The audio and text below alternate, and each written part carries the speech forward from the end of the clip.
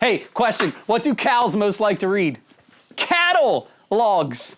Because I laughed before we shot this. That was a good joke, and I hope you're laughing too. Hey, what's the next topic? What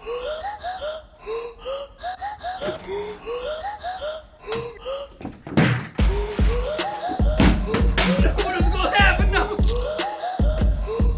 Phil's Facts. Episode 36 of Phil's Facts. It's time to get serious, folks. In episode 35, we talked a little bit about things not exactly happening when you thought they were happening. In episode 36, we're talking about time expectations. That's right. I want you to have the proper expectations for timing. Here's what I like to do. This is, right now, the backdrop of my daughter's bedroom, because in this home that we're shooting in, there's a massive construction project going on, a full gut. And this is not my first time doing it. It's about my third or fourth time. So here's what I like to do. When a contractor tells me it'll be 3 months, I put a little seed in my head saying it'll be 6 months.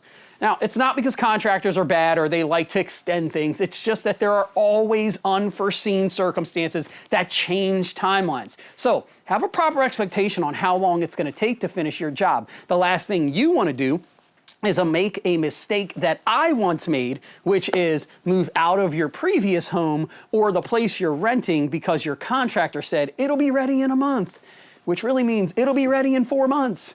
Don't move early. Understand the timing. Fully just concentrate on the job and every step that's going in it. And, you know, give a little leeway here. It's not going to happen overnight. Understand your timing, guys, and understand that everything's going to be okay. I would extend a little bit. They say 3. Figure 6 in your head.